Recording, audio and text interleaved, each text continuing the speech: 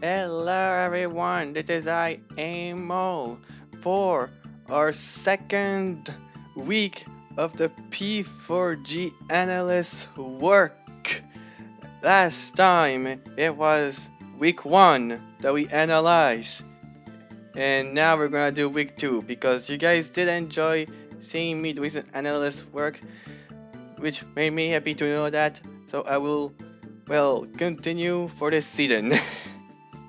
Alright, so with week 1 now done, with the result being in, with what I was able to accomplish, I believe I was only wrong in the Uzi and Seabad matchup. I believe the rest I was able to tell the correct winner, I think. I didn't check back, I'm too bored to just look back. But yeah, anyway. Now that we are on week 2, we're gonna do the same as we did last episode. We're gonna go over what I think looks good, and then at the end, I'm gonna show every play of a battle I made between two different teams. And yeah, pretty much that.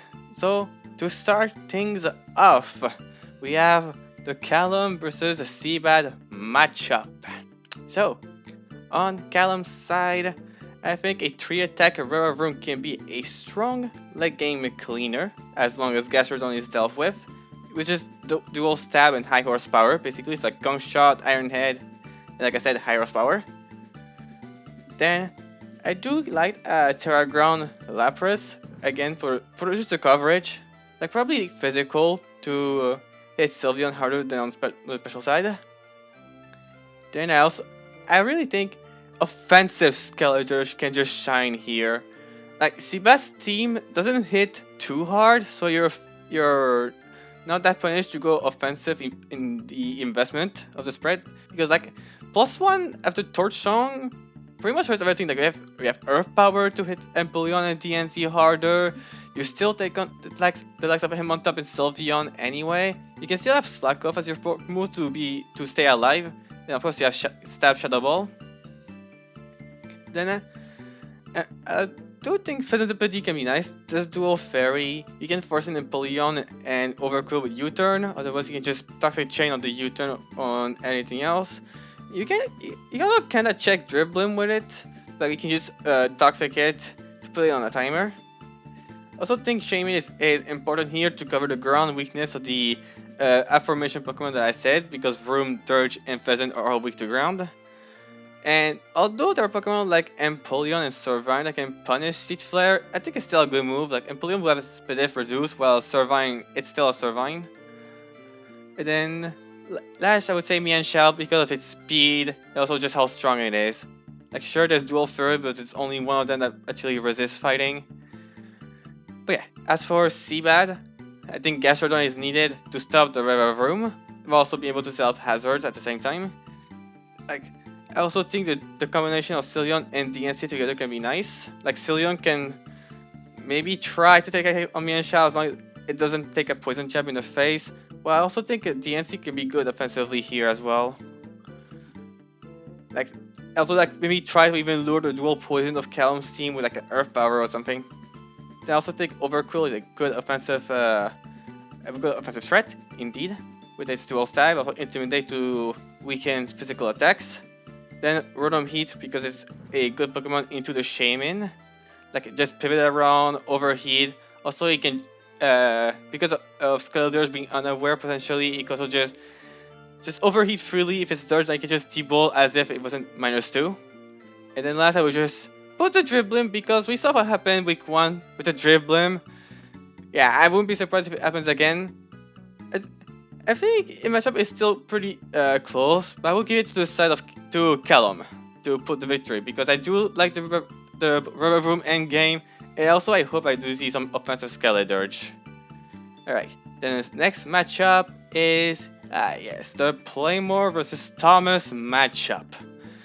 On the Playmore side, I think this time I mentioned Rampardos. Now I'm gonna mention Avalog, even though they brought Avalog week 1, but I also do think Avalog is great here since it stuffed all of Thomas's physical attackers in Staraptor, Feraligatr, and Tekkaton with Terra Water, which is great for the team.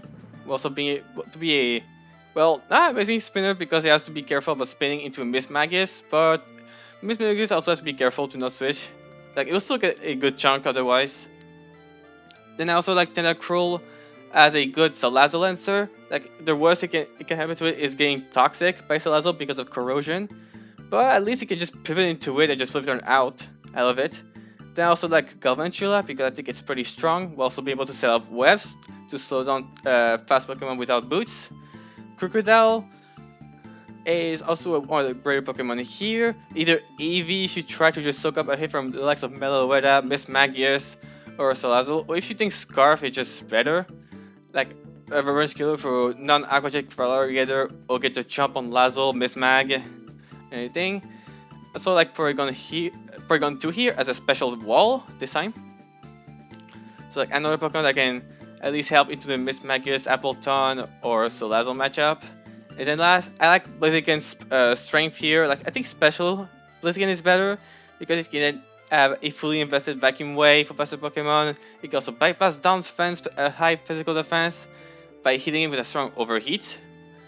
So yeah, that would be Playmore's 6 in my opinion.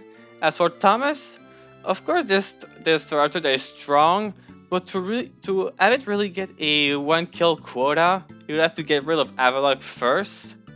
Which is not gonna be, I mean, of course you turn out and force Avalok, obviously, but then you're not looking Braybird with Staraptor. Next, I'm gonna mention the Salazzle because it's good into the Superior by forcing resisting grass despite being extremely frail. Probably gonna be like some kind of Lumberry, so like it doesn't get glared first turn and get ruined. Then I like Tinkaton, another Pokemon that can help into the Superior matchup, while also being good for Hatterene. Technically, you can also set up rocks versus Hatterene, but you just have to be careful about Hatterene just being... I mean, technically, Hatterene has to be careful of Tinkaton, but it would be a shame to just Stealth Rock freely, then Hatterene just hard into Tinkaton.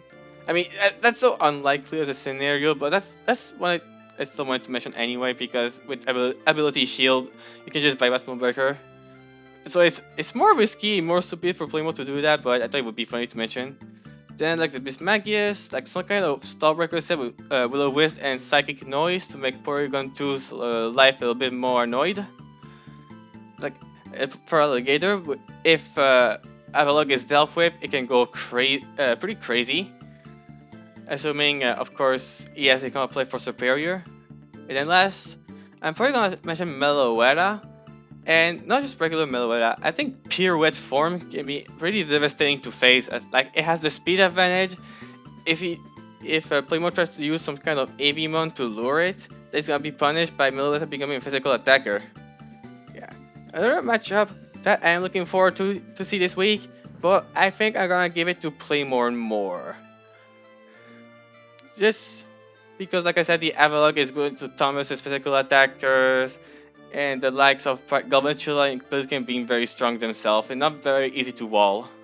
So I'm gonna go Playmore for this week. Next, we have the Nexus versus Nate matchup. Another fun one to see.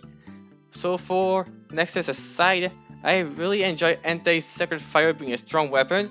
The best resist to Sacred Fire as a whole is Primarina, which of course is Primarina, so getting damage on it is still as great as it is. I also like Whimsicott here because, well, remember what the process of specs for Brumby last week, what it could have done? Maybe we're gonna see this with Whimsicott this time. It's much weaker, but it's still a Specs Moonblast, so we'll still hit pretty hard. But it will be a little bit easier for Nate to deal with if it is in fact offensive Specs Whimsicott.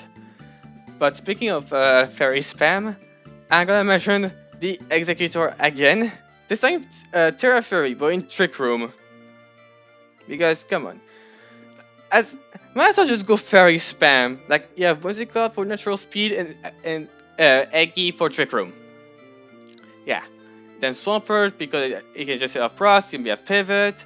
You just have to be careful of some grass coverage on certain threat. Like we saw Nick going Giga Drain Mach week 1, so yeah. Then I like Dragalge with the stabs here. because the steel type is Cobalion, so it resists, but it doesn't have good special defense, so Draco will still hit it pretty hard. Or you can just flip turn out of it if needed. And then last I would just say Rotom Fan, because its typing is good for the likes of Flamigo and Muzdale. Also you can just Wisp Electivire if he tries to bring Electivire.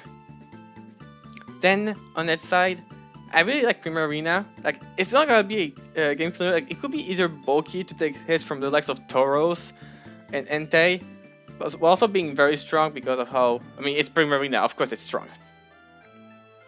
Then I also think that Alolan Muk has some deadly Poison Touch knockoff for Nexus to deal with.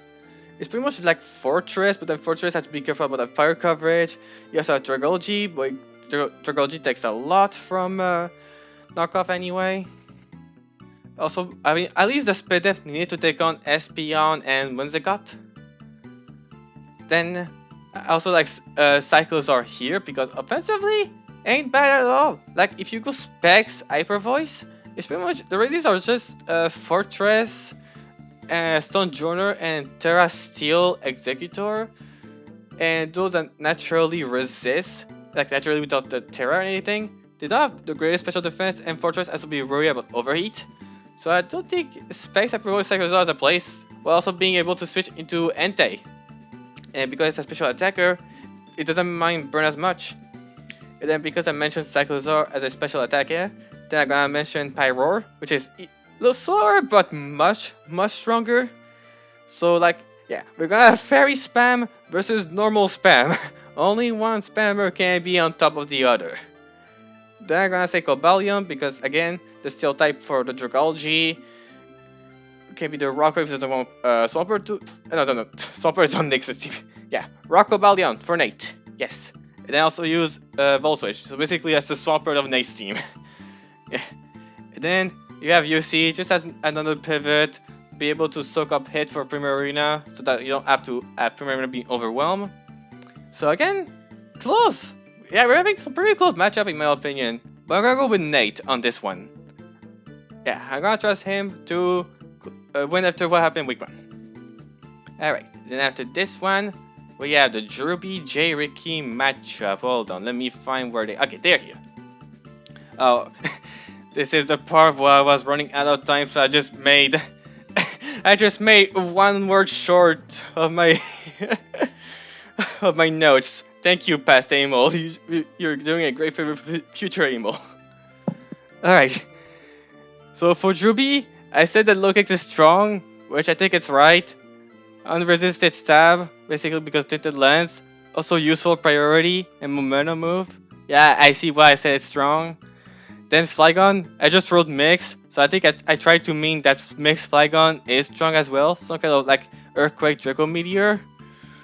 I think that's what I tried to make. Then Clodsire, it says Tank, so I guess it says that Clodsire is good to take hits here.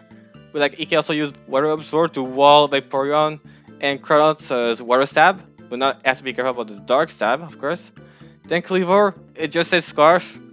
Yeah, Scarf Cleavor pretty good, with the Stone Axe being a good weapon to get rocks and big damage. Also just U-turn out. Phalanx is the only one of the notes that has more than one word that says Terra Goes No Retreat. So basically just I think the No Retreat set can be good here with Terragos as well to hit Mesprit and just the fighting plus Ghost type combination. And then Chestnut, I said also tank like Claude, which can be good for most of physical attackers like Crowdon, but you do have to be careful of Sludge Wave Crowdon. Of course, just Sludge Wave because it will target your special defense, and Crowdon has good special attack. Like it's like base 90, I believe. And then on Jericho's side, Tornadus, it says he hit, so I guess he's gonna land his flying move in the matchup, I think. Then Goodray Sui said he tank, so I believe he's gonna tank hits. Then Carbink, it says he bink. Yeah, it's the Binkster, so I believe he will bink. Then Palmard, it says he woohoo, which I think is to reference is Cry in the anime with Palmo, I think. But I think it's strong in the matchup if we go back into what matters here. And then Crown, it says he smash. I know it's not in Smash Bros, but it can definitely be very strong. I hope I said the right terminology of Smash here. Okay, so I believe with what my note says, I think I'm gonna go with J. Ricky because I like Drewby's offense here, but I feel I think J. Ricky's gonna be a little bit better off. Sorry, I'm trying to make it work. Like my note says absolutely nothing. I really was rushed on this one, but I'm gonna go with J. Ricky. Alright, next is Shakle versus Ellie. Yeah, right here. So, on Shakle's side, we have Great-Bvuy, who can just commit casual murder, with how strong it is. Then we have Great-Bvuy, who can get the ball rolling here, because it's fast and strong. Then we have Melodic, which could be used as a Volcanion answer. I did my research. It gets mud shot, so it can in fact damage Volcanion. Yes. Then I have Slowbro Galler as some kind of like regenerator check to whatever he wants to. Then I have Tauros because Sheer Force Life Orb can hit very hard when it gets to attack. And then I just put Rhyperior last as a way to, because it can be pretty bulky. You can like have it to check Cool Fish if you want to, or take a hit from Lucario because Rhyperior is just so bulky with also Solid Rock. It's absurd. And on Ellie, it says with the like Clubber is basically like bringing a gun to Pokemon. So I'm gonna believe that Clubber hits hard. Then Volcanion, it says that Slush Bomb is his best move here, which is a bit sad considering that that's basically true because there's like Melodic, so I guess like Taunt as well to deny recover. You do block Flipton at least. Then I have Jolteon because it's a range threat, but you have to do the choice of do you want Volt Absorb to block Isui Trill's Volt Switch, or do you want Quick Feet so that Great-Bvuy doesn't trace Volt Absorb? I feel like you can still get away with Volt Absorb, but you just have to decide what ability you want here. Then it says Politoed just to have the rain for the Jolteon. Then it says Lucario that can actually just hit hard, which is true, like also useful priority in Bullet Punch for Great-Bvuy and Mimikyu. And then last it says Talonflame to quote-unquote undo Smeargle's job later, so you know, like the fog after you get like Web or Hazard or whatever. I think Shakle has it more versus Ellie, like in terms of like the. Yeah, I'm gonna say Shakle. It doesn't tell me an answer of to why, so I'm gonna go with Shakle. It just says this, Shakle. Alright, now we have Joey versus Gravy Jack. So, on Joey's side, there's the mention of the Regieleki because Gravy's ground type is Whiscash, and it can Terastallize, and none of its Terra type is ground. So, the moment Whiscash is Terastallized, then T-Bolt becomes a lot better, so maybe like Sinistcha more as a bigger roadblock for it, or unless he just Whiscash into Terra. Then we have Inteleon, because Inteleon hits very, very, very hard here. Yes, there's Florges, but when there's a choice between Inteleon, there's a way with Hydro Pump. Then you have Quagsire for the hazards, and for the Raikou as well, too. Because it's not weak to. I think it's only weak to like Trailblaze because for some reason, yeah, I mean Trailblaze I love a Pokemon that learns it, so that would be funny. But otherwise, Quag is good into Raikou. Then we have Pecharunt. Like this is Skuntank, but I don't care. Pecharunt is broken, so it stuffed the hell out of Alucha. Then I'm gonna mention the Flapple again from week 1 into week 2, which I think this time, especially with choice specs, can be strong with Terra Grass Leaf Storm. Like sure you have Drillodon that 4-time resisted, but it has poor special defense, even with Eviolite. Like it would take a good chunk. It would take like what, 20%? It's still a good amount. And then you have also Quags as hazards. Also Florges gets also this it's so hard if it's not fully sped F. And then last I will put Incineroar as a way to check Armor Rouge, because it resists into its dual stab. It's just PF Meteor Beam and Aura Sphere. So just be careful with the Meteor Beam potentially.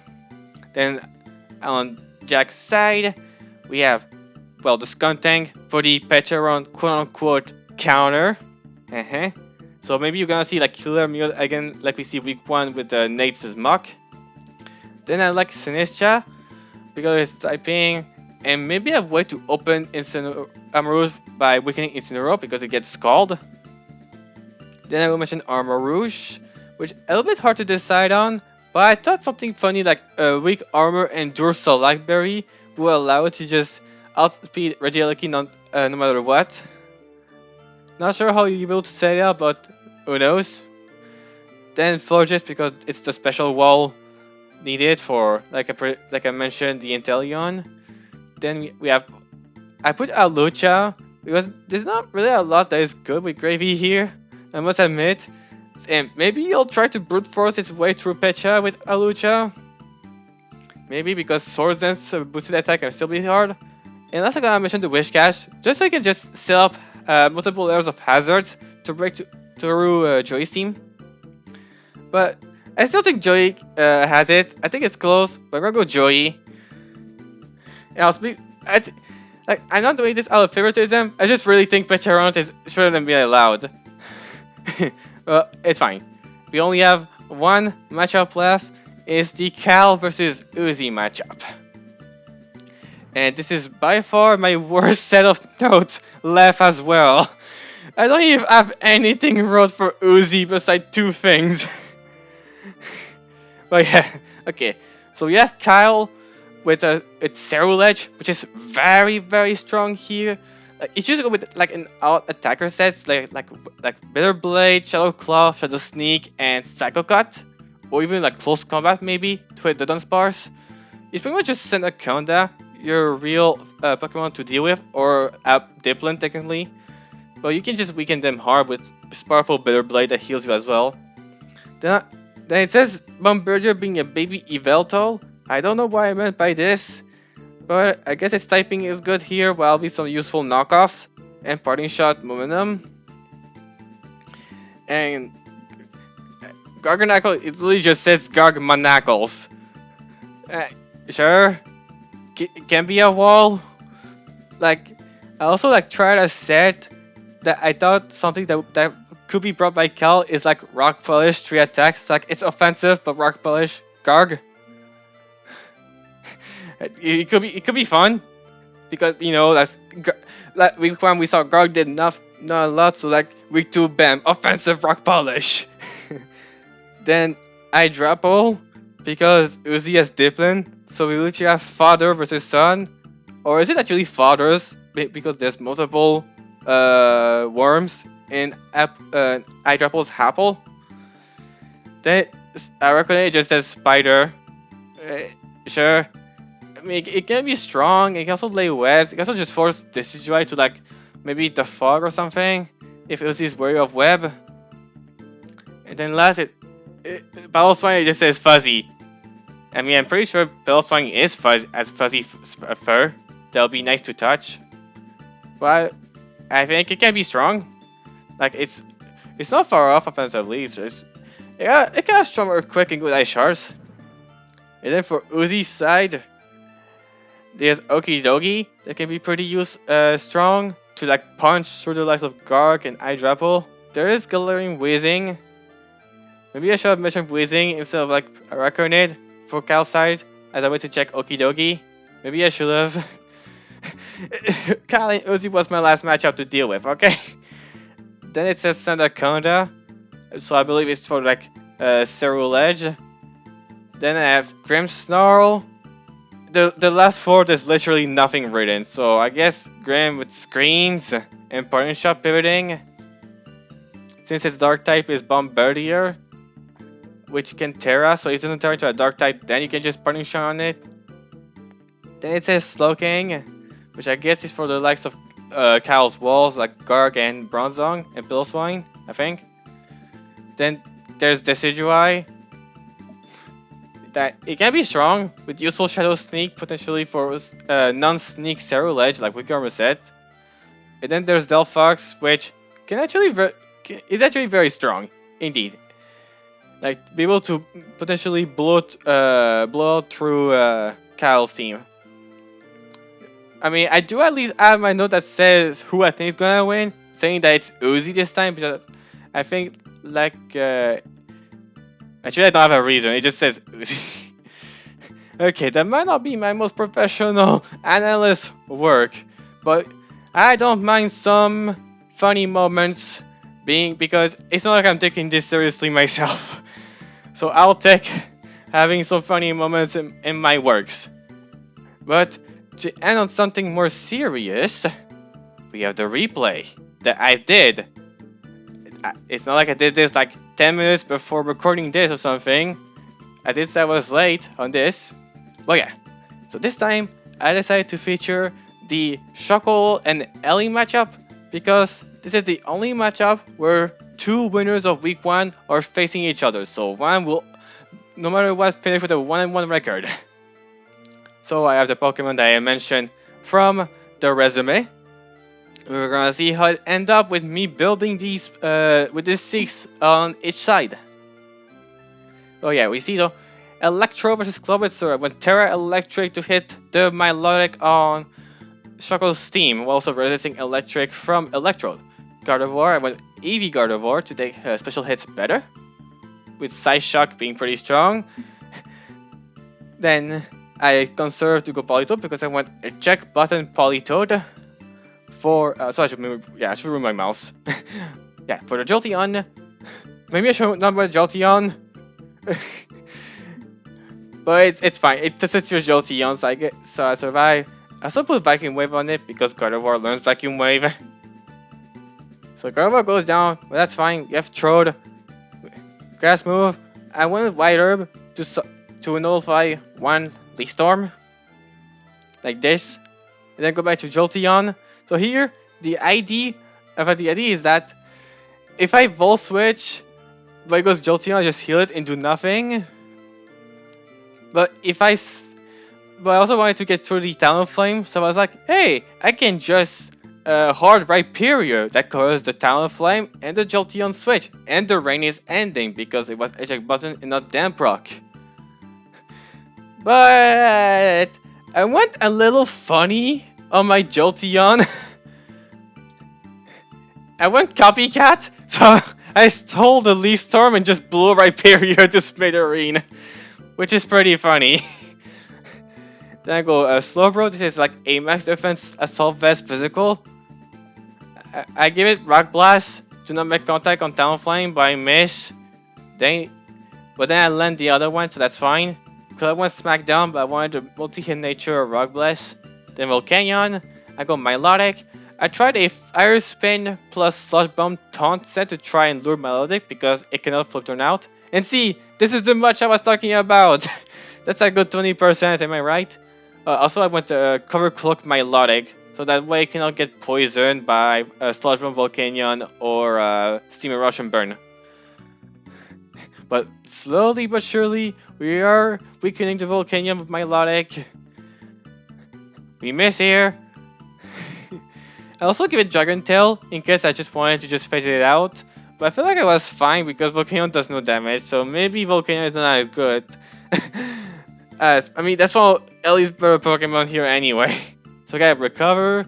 Here I get more fun out of Copycat and have my Jolteon healed up. Here I misplayed in my build because I built it at the... I built a bit too fast. I forgot I made Jolteon and Electrode tied. When in retrospective, it should be Electrode faster. Also, I give it Chloroblast to get the roll after a Leaf Storm drop. So my troll just die as well, when I should have been faster. But then we have Tauros that is just strong with Life Orb, Earthquake. Then we see Politoed. I go Milo because it's safe.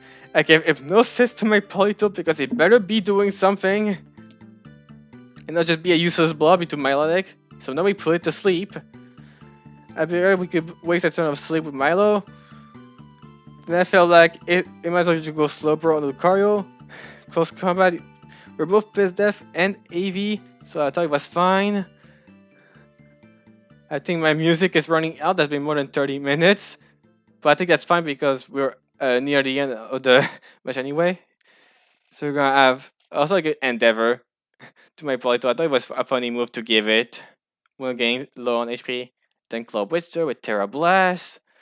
You think you can just kill with Tauros, but then bam, Endure or the Body Slam. That only means cast that berry. So we just sack the Milotic to keep the Tauros alive, and just praise not Scarf Lucario. Wait, did I actually click to move? Did I click to move? No, I just click one. So you're just praying. There's no Scarf. Will Tauros do it with Earthquake? It will. So I was right. With the Tauros being a big threat. And on that, I will end this week of the analyst work. And honestly, I think I'm more down to make my my videos more funny than serious, because I mean, in the end, those are just words that I'm saying. It's not the matches themselves. So I hope this please you guys for this week. So I would encourage to, of course, see the match of the other coaches tomorrow. And on that, I will just talk to you next week for the week 3. Then see you, everybody, at the next time.